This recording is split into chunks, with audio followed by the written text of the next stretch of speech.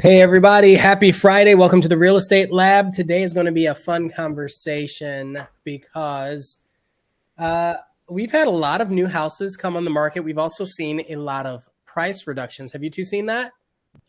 All over the place. All over the place, right? It's kind of strange. Price reductions all over the market. Lots of new trainings happening for the realtors and the brokerages, trying to educate us on how to handle those situations for both the sellers that are involved, or if you're hosting buyers through this market, to watch out for them and how to move through that. And so it's just the hot topic for sure. It is. JJ, have you seen what's been going on in the market, or what's your take on what's happening right this minute? I think it's good to be more vigilant because interest rates are rising, and there's a little bit of a last call for this interest rate before it goes up. Of course, it's just something to watch week to week. Yeah. The seller market, buyer leverage thing is very interesting. But interest rates are expected to go up, so everybody has to adjust accordingly, sellers and buyers. Yeah, and they dipped a little bit last week. I think we talked about that. So new on the market, we have about 350 houses just this week in the last 7 days, which is almost double what we've had typically. And then price decreases. That's kind of what we're going to focus on today. And notice the title of today's episode. We're going to focus on what sellers can do to kind of stand out, because they've been in a situation where they've had it really easy. So we've had 178 price decreases in the last 7 days. How do you feel about? How do we feel about that? I have a lot of people reaching out asking about that. Like, oh, prices are decreasing. What should we do? What should we do? I really think that there is so obviously having a well-educated realtor that knows how to price appropriately is very key. But I also feel that even for the most experienced real estate agents out there, we are just moving in a market that is rapidly changing so fast that the price reductions a certain percentage of them can just be sort of inevitable at this point, because we can't quite tell how quickly demand is going to continue to fall off as we settle into the new reality. At least for a small percentage of what's going on out there. I'm not saying it should be the answer to the entire situation though. Yeah, like Mark said, so JJ, you had a little bit of a reverb in your voice. I think it's kind of cool, kind of catchy. Oh, I was wondering what was going on. Randy, I think you have a fan. And indeed I am. It's a pretty solid marriage with 3 children involved. So it's like that. I'm just like old news. just table it. Just table it. It's a speed bump. It's fine. Hold on. What do we have next? So let me pull up one of these houses that showed up as being price reduced. And I think this one's a fun one to talk about because it's in a great location. It's a really solid price point, low taxes, no HOA. I mean, the question is, why is it not gone, right? That's the only real question. So I'm going to share this. And this is just, again, these are examples. These are what people as sellers want to reevaluate when they're putting their homes on the market. So look at this house. It's listed at $499. I mean, it's a single story, but it's a 4-bed, 1,800 square feet. Here's what's interesting. Look at this. Price dropped. See that number? Can you see that number here? Dang. Can you see it okay? A little bit, yeah. Okay. Price dropped by $1,000. This house has been on the market for 21 days in one of the hottest markets in the United States. Still, I would still argue that we're a hot market. But, you can look at whatever media you want. Yes. And right. They dropped it by $1,000. And then look at these pictures. They're so washed out. These are horrible. They're horrible. They're lazy. That's the problem with this. They're lazy pictures. You said there was, can you go through the list again of what were kind of some really key features of it, of why it should be a pretty easy sell? Well, okay. So what I'm not doing is sharing what it comps out at, but definitely a 4-bedroom, 2-bath house in Round Rock with no HOA. The no HOA, yeah. And low taxes. Okay. Right? And we're looking at $275 a square foot, still pretty reasonable. I haven't looked at the numbers just yet, but I'm thinking, if this house was $250 a square foot, this would be a no-brainer. It should have been gone. But this is an opportunity for buyers that sellers may not be considering. Sellers, if you have a $500,000 house and you're looking for buyers, offer them some closing costs or something. Don't drop the price by $1,000. It's not going to do anything. Get some better pictures. Invest in some paint. Anything. Yeah, this whole seller's market, you don't have to work for your listing is not the case. Like, you got to get good photography, all that. Right. So, and I want to talk through some of these things. Let's see. What do we have? Dinosaur D says, you know how it is. You got to keep watching that market. Yeah, every week. That's good. Okay, so Mark says, lots of homes on our new build neighborhood, and we're going to talk about that too, are reducing prices, but one single house is $200,000 over the highest sold price, which is $650,000. Do either one of you want to talk about that? Gosh, so that's a new construction home that's priced $200,000. The neighborhood is new construction. I'm not sure if this particular home is, but they're asking $850. Average range is $450 to $550. What are your thoughts? Sounds like somebody's clueless and they got a realtor that'll go along for the ride of that. I don't know what you would be expecting out of that situation. There's no way. If it really truly is $200,000 over what the neighbor is going for, there must be some other piece there that we're missing. It's really far apart. JJ, what were your thoughts on that? Yeah, and I have some thoughts too. I'm not a fan of looking at actives. It's just like, why? Like, I could list my house right now for $10 billion. It doesn't really mean anything. So I don't really pay attention to actives. So it just sounds overpriced. Between the seller and the agent or whatever strategy, there could be some. JJ, I love your voice mod. Loose screws, possibly. Is it messed up? Yeah, a little bit. Maybe you have to hop out and hop back in. So I think my thought on this is it depends on how many actives are on the market at the moment. So if there are new construction homes available, and then there's this one resale home that's available, and it has a pool, and they landscaped, and they know that if you want the same thing from the builder and to pay for the upgrades, then you're going to have to spend that much. That could be a strategy. I'm not saying it's a wise strategy, but it could be a reason why. And they're like, listen, we'll wait because at some point someone's going to fall out of their current contract and hop to this because it's already there and it's already done, especially if it's a popular floor plan from the builder. So I could see something like that.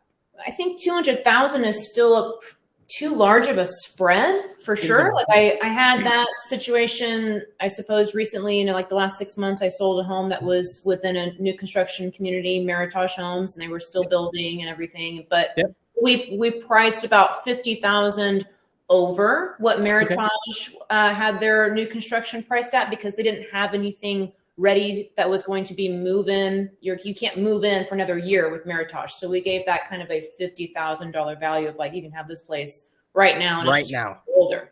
So, but 200,000, I don't know. The list that you gave a minute ago, Ian, makes a lot of sense of, other features that could be coming in versus the inventory. So but still it's too big, too much. So I've got another really interesting one that this has been done just builders. So in a new construction community, there was D.R. Horton and there was Guillen. And this was a community in Georgetown that I did. I actually sold both a Guillen and a D.R. Horton in the same community. There was a spread of about $300,000 between the D.R. Horton and the Guillen in the same community. Interesting. Okay. Right? It is, isn't it? Who thinks that they're better? Who is priced higher between the two? Or were they both kind of... I think you can answer that one. I'm not going to say that. Guillen was higher.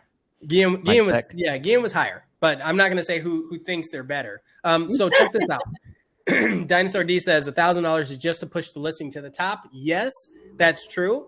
Do you think that works? I think is my follow-up. So it's a nice refresh, but it's not enough. You should still do more than that. Not Clearly, with those pictures. Rejecting you. So how are you gonna push something ugly to the top and say somebody loves it? Like it's not how it works. It's just funny because I think about the seller or the agent seeing our content, but it's there. That's why I didn't share the agent. I showed the house. I didn't share the agent. True. So John says the mentality of the human mind is fascinating. Everyone FOMOs, fear of missing out, into the market when it's overbought. Yes, but exit when it cools. And we're seeing this with stock prices, job market, all of that. People should be buying stocks, digital currency, and homes. Man, I couldn't agree with you more. I'm all up on the Tesla. I'm trying to buy some more today. We'll talk about that some other time. I have kind of a little tag along line with that observation, which is I truly feel for the couple of sellers that I'm working with right now that we started talking with each other a month and a half, 2 months ago, when the market was just so very, very different. And so we had a very different pricing strategy. I had a different idea of how it would basically fly off the shelf at this price. And so now we've finished our make ready and, you know, whatever other items we had to do before we could go live. Sometimes it can take about a month or so, and it's just different, and you're having to adjust in the moment of that. And I'm ready for that part to be gone for the sellers that experienced this shift right inside of it. You know, like it would be better to come to the market next month fresh to the realtor, like, okay, I'm ready to sell my house. I'm like, perfect. I know what we're going to do. So the plan, having a plan of attack, a strategy. Yeah. So I don't know how is my mic working now? Yeah, I can hear you. Oh yeah. I said I could be an active at 10 billion, and that doesn't mean anything. That's how much I care about active. That's actually really important. I've seen people do that. I've seen people list houses at just ridiculous prices just because they want people to look at them. What? It's another marketing strategy. We have an agent in our market. Who always, or at least pre-pandemonium, who always listed 100 or 200,000 less than the comp's price. No, I know who you're talking about. I know. We all know who we're talking about. And he lists like crazy because of that. It's a good strategy. So Thomas says, I think there are sellers who may not be in a hurry to sell the homes. I've noticed the trend when checking the listing company. Yes, we have people that are doing the sit on the pot approach. They're taking that approach. Testing the market, like this is my price. Well, right. If you have a house that you've seen your neighbor sell their house for a similar price, and you're like, my house is better. I get the mentality. That's just not how comps work. Nope. Right? That's just not how they work. So you really have to understand how the appraisers are coming out valuing the homes, because that's what the loan is going to be subject to. And you can price it at whatever you want, but if the value from the appraiser is lower, you have a higher probability of it falling out under contract. And that's really important. Lisa Yi Samala says Gian equals, you can read that. Quality DR Horton POS builder getting sued. That's a wonderful opinion. That's an opinion. Gian is John S says Gian is Costco and DR Horton is Walmart. Oh, I like that. Do you? That's just pretty the Costco funny. Versus Walmart comparison. That's funny. Mark Hayes says, are certain areas harder to sell now than others? Yes. We're going to talk about that here in a second. I don't know why Dinosaur D referenced Jeremy Knight, but let's go with it. So I have another one that I want to show, and I want you to tell me what you guys think about this. So the scenario is I am actually the third realtor this person called to sell this house. Okay. Oh. It's been on the market 3 times. The first time, all the information was wrong, and these were the pictures. Okay. Right.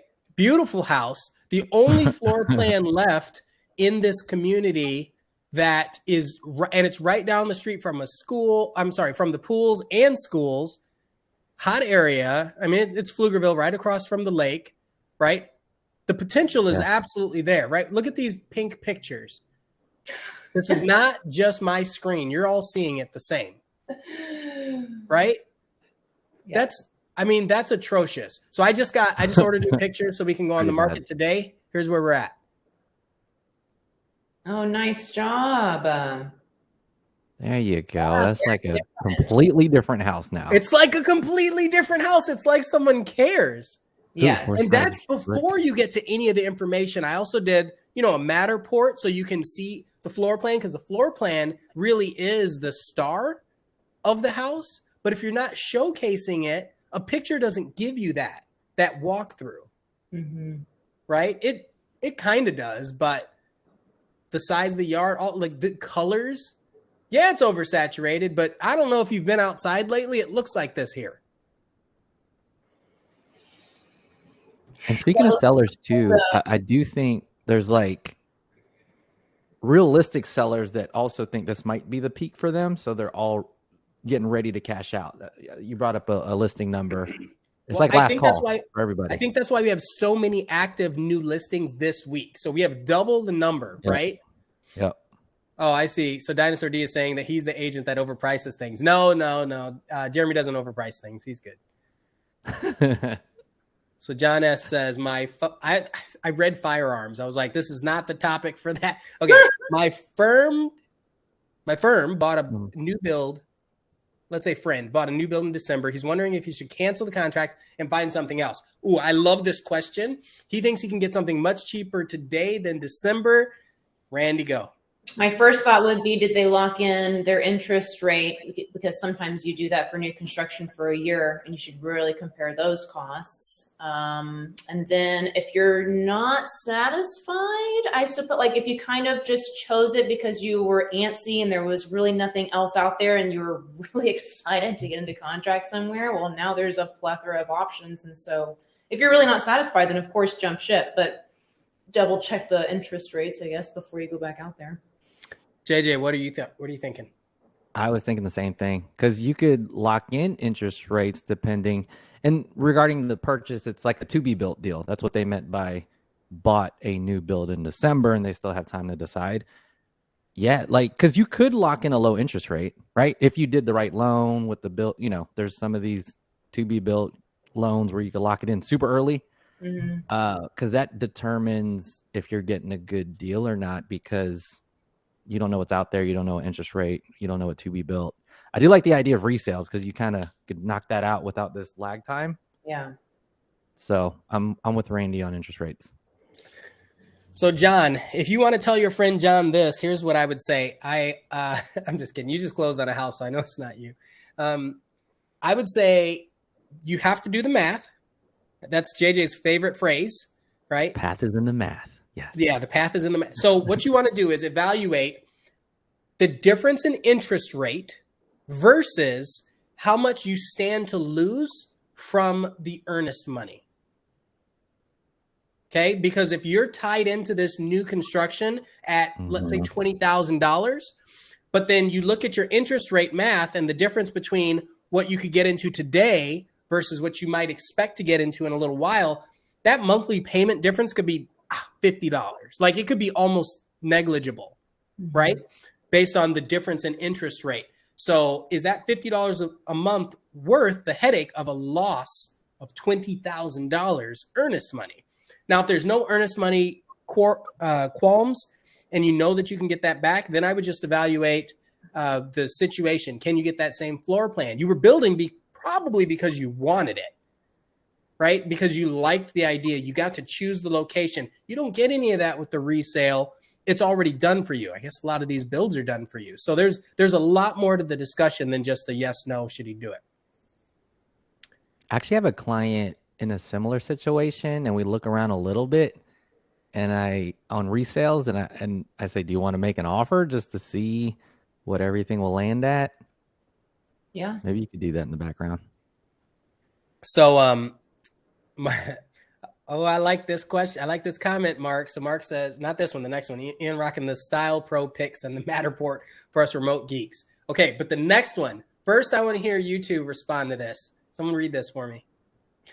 Ian's pictures are awesome, but realtors in general need to seriously lay off using the HDR and mass color accent filters. I think that I definitely know the complaint that you're having there, but at the same time, my sellers never complain whenever I come through with the photos looking like that. So, and that's who my client is. That's who my duty is to. That's my response.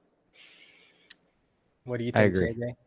I think there's a spectrum, and I tell sellers and buyers, it's kind of like a glam mag for women or whatever. It's like, I'm here to do the whole thing, man. Airbrushing and perfect this look and bubble eye lens. Let's make it look bigger. That's our I'm going to be the Simon Cowell of this conversation, because I think we're in a world where things that are sensationalized, aka Instagram filters, aka toddlers and tiaras, if that's still a thing, aka makeup, that's controversial. Anything that you do to yourself, to your picture, anything that you do to enhance the visual attractiveness is fair game. People do this on a daily basis. It's what draws you into when you're looking at things online, even right now. So even right now, we're using cameras. The cameras automatically have clarity filters and enhanced color and all that sort of stuff. Mm-hmm. It's attractive for people, even if it's not true to life colors. And while I would love to know that it's going to be exact, that's just not the way the world works, especially the world of real estate. You saw those other pictures. I mean, you have your two extremes. I agree that you may not want to go super far either direction, but I definitely think it leans more toward the touched up for real estate. That's a personal opinion. When I'm looking at pictures and I want to go see the house, or I want people to come see the house. We need people to come to the house, yeah. And you need them to come because people are lazy and they don't want to go out to the house. They want to look at everything first and then pick out the three that they want to see, and that's okay. What are the three set of pictures that look the best? So as sellers, and this is going back to the point of today's conversation, as sellers, you have to think about that. Yeah. Right? Who are you trying to appeal to?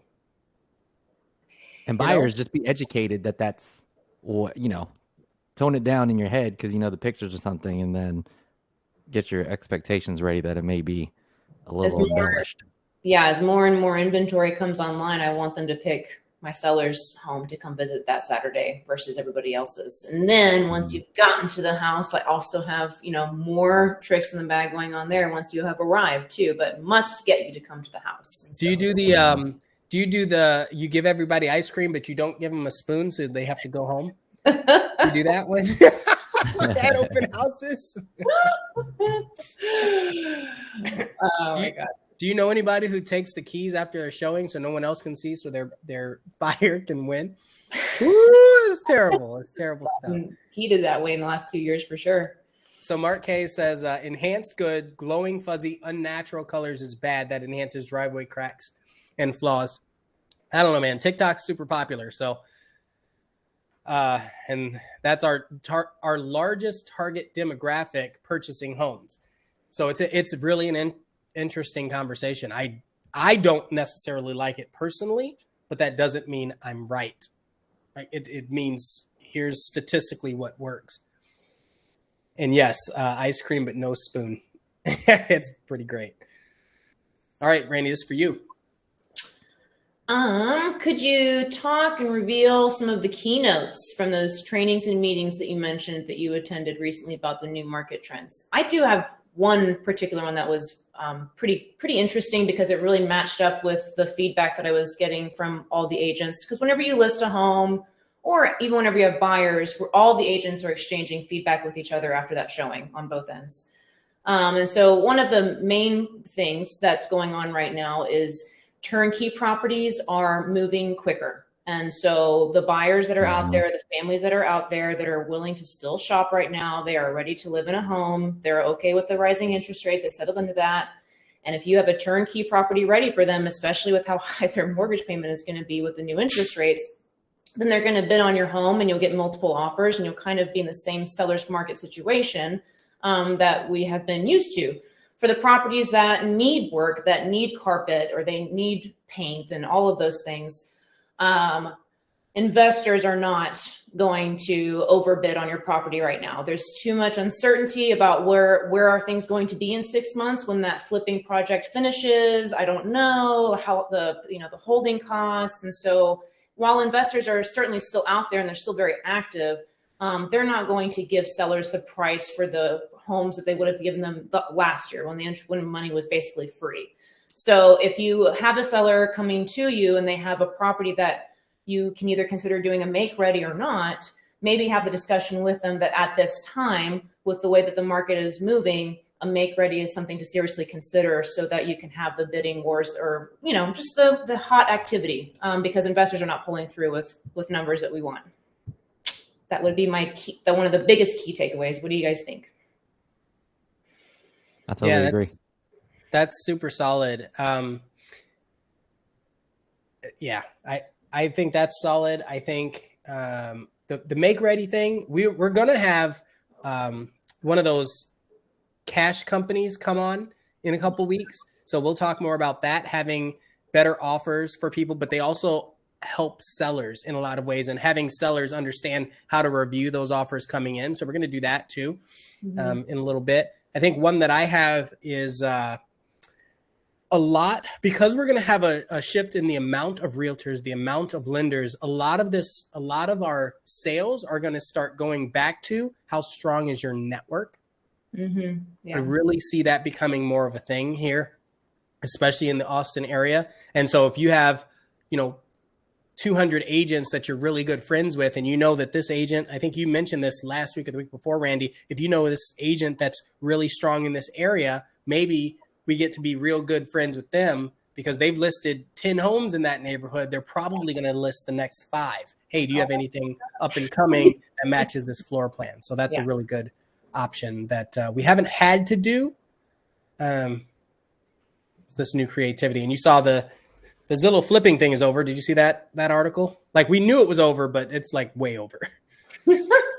So John says, we sold our home in Seattle. We hired a professional real estate photographer. Our house was great, but the pictures made it look spectacular. We sold it in 5 hours. I'm sure that's a part of it. But you probably also had to get other notices out, something else that made sure that people knew it was there. Because you can just put pictures online and it doesn't do anything, right? No matter how pretty they are. Dinosaur D says, I love it when they doctor in beautiful sunsets and skies in the windows. You show up instead and there's see, now I think that's starting to dabble into being, I don't know, that's a little manipulative. So the stuff that's really there. I don't know. I can't take away a power line. Well, here's what's funny. Okay, so I'm going to go back to this picture. In front of this house, there is a fire hydrant just to the right. But you don't see it because of the angle of the photo. They didn't take it out. They didn't remove it. Okay, yeah, there we go. Because you want to be able, when the person comes back, when the buyer, the new owner comes back and has a complaint, like I feel deceived. I'm like, you don't want to be clearly caught of erasing something out of a photo because that could. Well, that's why you get the question: did you go out? Did you go see the house? Did you go out to the house? Yeah. Listing agents almost always ask, if I'm representing a buyer, if I saw the house in person. Yeah. Usually means they've got a house that needs some love and attention. I like the fire hydrant angle, Ian. That's a great solution. I mean, it's a comment. It's little things like that, but also to the point that I didn't actually have to do anything with it. Oh, here's another one. While we're here, check this out. Virtual staging. Virtual staging. Oh, virtual staging. Now, is that manipulative or is that the right thing to do these days? I just don't, for me, and I'm as time goes on and more trends and blah, blah, blah, like, but for now, my stance is I don't like virtual staging. I think true staging is more important because I'm trying to get the people to come. And so then I want them to also have the experience that the staging provides when they're there in the home. I mean, that's when they're going to buy it from the seller. So to me, real staging always trumps virtual staging, but I know that other people have completely different opinions on that. If I wasn't the third agent doing this, I think the first agent and the buyer tried actual staging, and it was a disaster. Why? And how did it go wrong with it? What are the bad choices? Well, it was cost, it was time, schedule of listing versus actually having furniture there. And then the design of the furniture is relevant, right? It's going to be whatever the stager has in their warehouse.